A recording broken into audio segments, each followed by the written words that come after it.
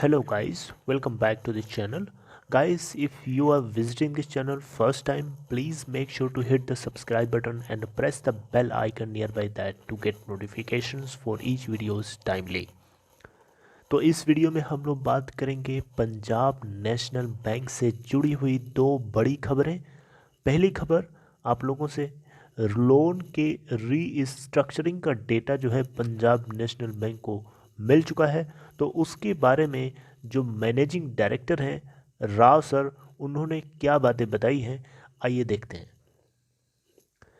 तो जैसा कि आप यहाँ देख सकते हैं, PNB received debt restructuring request worth ₹12,000 crore. ठीक है, तो इसका क्या मतलब है? पहले तो आपको समझना होगा कि लोन रीस्ट्रक्चरिंग होती क्या है। लोन रीस्ट्रक्चरिंग या डेट रीस्ट्रक्चरिंग का मतलब होता है कि जब सपोज करिए कोई पर्सन है, वो किसी बैंक से लोन लेता है, वो लोन को चुका नहीं पाता है किसी कारण की वजह से, जैसे पैंडमिक आ गया, तो वो क्या करता है, अपने बैंक वाले के पास जाता है और बोलता है कि भैया मेरा जो लोन का मेरी ईएमआई जो चल रही हैं, मैं अपने लोन को रीस्ट्रक्चरिंग करवाना चाहता हूँ।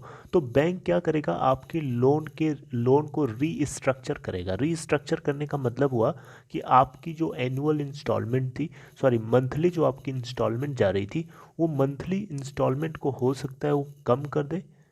यानी पहले आप सपोज़ करिए कि दो हज़ार रुपये की इंस्टॉलमेंट आप दे रहे थे, अब उसे आप हज़ार हज़ार रुपये का भी कर सकता है, 1500 रुपये की भी कर सकता है, इवन 2000 से ज़्यादा की भी कर सकता है अगर आप चाहें तो।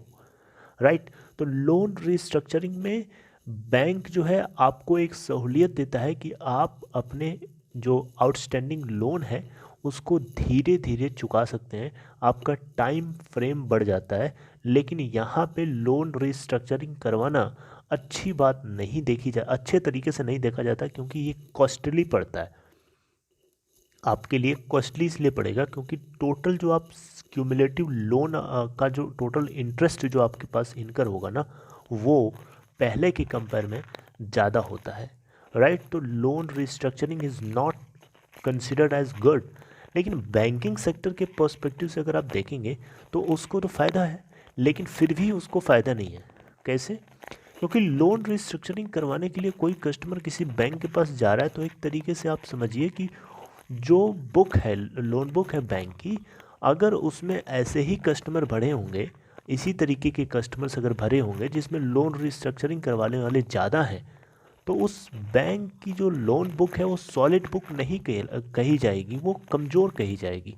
कहीं ना कहीं वो एक स्ट्रेस्ड पार्ट है, सॉलिड नहीं है। सॉलिड वो होता है कि जो बात का पक्का होता है, जो उसकी एनुअल इंस्टॉलमेंट पक्की करी गई है, वो टाइमली उसको पे करता है और पूरा लोन अमाउंट को गिवन टाइम फ्रेम में या प्रॉमिस्ड टाइम फ्रेम में पूरा पूरा चुका देता है। उसे हम 100% पेयर बोलते हैं। वो पक्का होता है बैंक का, वो बैड एसेट की कैटेगरी में कभी नहीं जाता। तो लोन रिस्ट्रक्चरिंग वाले जितने होते हैं, उसमें से कुछ ऐसे लोग भी होते हैं जो बैड लोन की कैटेगरी में चले जाते हैं।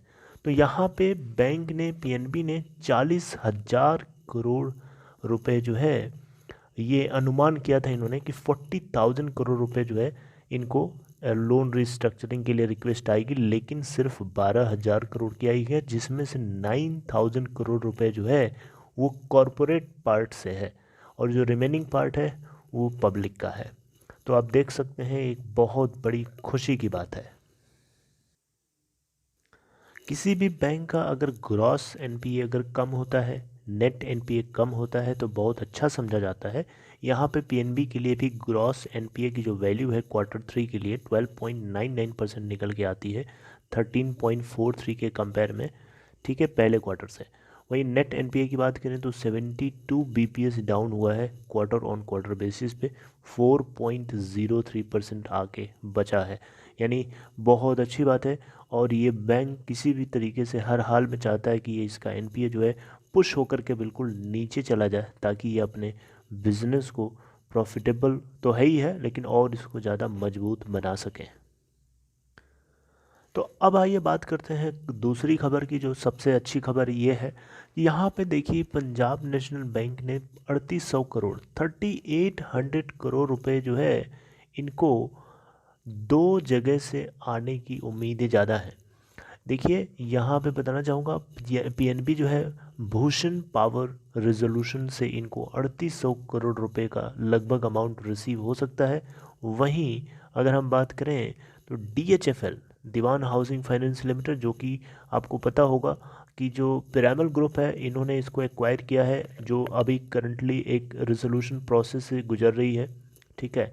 तो वहाँ से भी इनको लगभग कुछ अमाउंट जो है रिसीव हो सकता है। तो एक तरीके से बहुत अच्छी बात है। हालांकि देखना बनता है कि जो डीएचएफएल है वहाँ से इनको कितना अमाउंट रिसीव होता है।